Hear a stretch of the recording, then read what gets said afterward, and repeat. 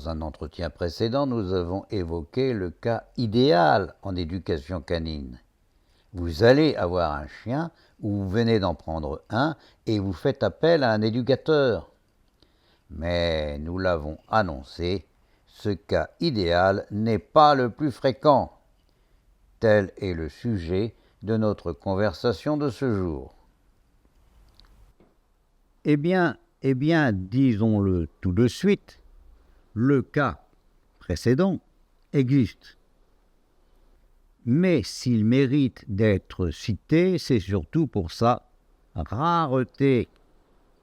Dans la plupart des cas, l'expérience le montre, la question éducation se pose quand il apparaît qu'il n'y a plus guère d'autres moyens raisonnables d'avancer dans la relation avec le chien.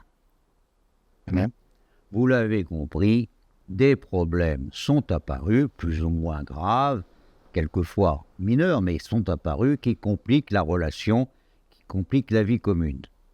Eh bien, dans ce cas-là, on ne peut plus parler réellement d'éducation. Il faudrait parler de rééducation. Et pour tout vous dire, dans ce cas, tout peut devenir nettement plus délicat. C'est qu'une non-éducation, le fait de ne pas éduquer un animal, est une forme d'éducation.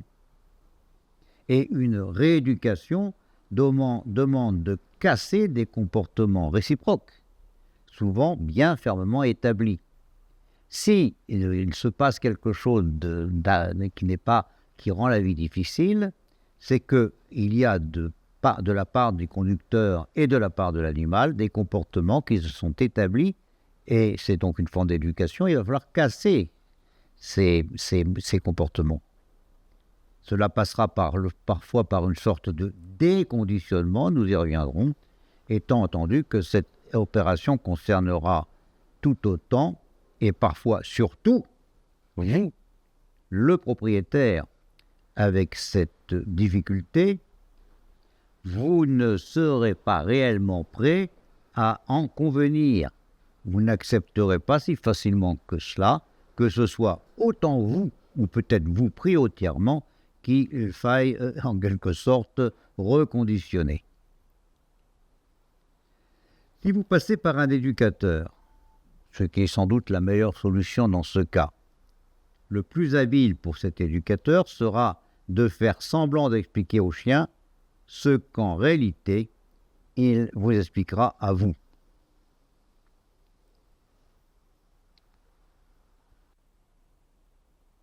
Cela dit, n'insistons pas, ce n'est pas là notre problème aujourd'hui de comprendre ce que fera l'éducateur.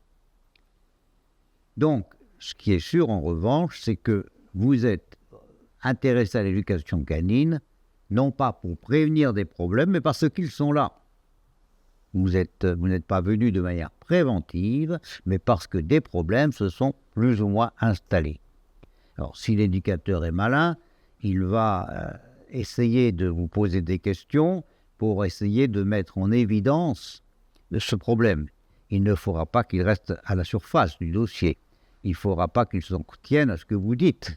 Il faudra qu'il aille au fond du dossier, ce qui se passe réellement entre votre chien et vous, et ce ne sera généralement pas si facile. Heureusement, les éducateurs sont des professionnels, ils ont l'habitude de ce genre de circonstances et ils sauront poser les bonnes questions et interpréter les réponses.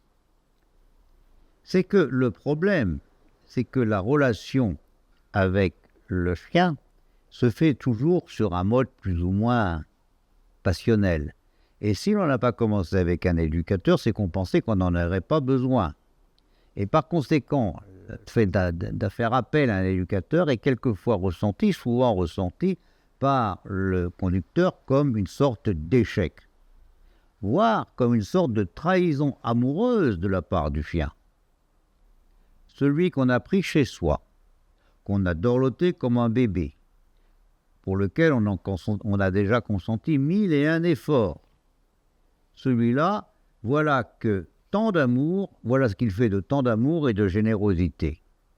Avouez qu'une histoire d'amour qui se termine chez un éducateur canin, il y a de quoi désespérer du chien, sinon de l'amour lui-même. Donc voyez-vous, le problème il est bien là, c'est que les gens pensaient que l'amour, entre guillemets, l'affection suffirait, et ils découvrent que ce n'est pas si simple. Il y a donc là une espèce de déception amoureuse qu'il faudra que l'éducateur intègre. Le problème est que très souvent, vous allez faire de la situation, je l'ai dit, une présentation plus ou moins inexacte.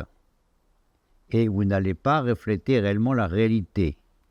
Il sera donc pour l'éducateur pas si facile que cela de comprendre réellement ce qui est attendu de lui. Mais encore une fois, je le répète, les éducateurs sont des professionnels et ils sauront interpréter ce que vous dites.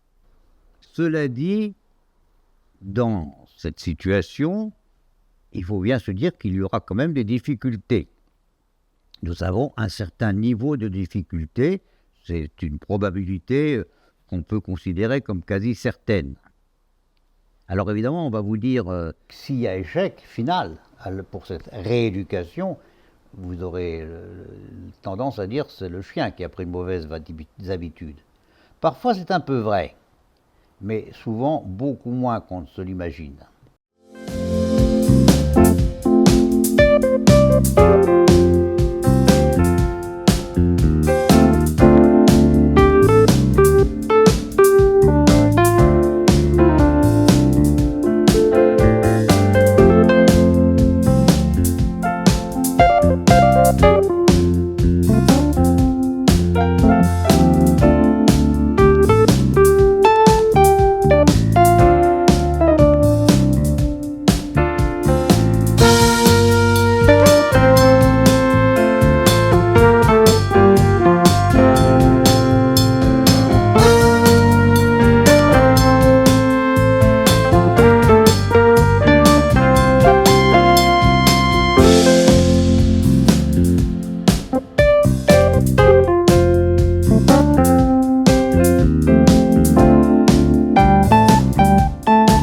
À bientôt.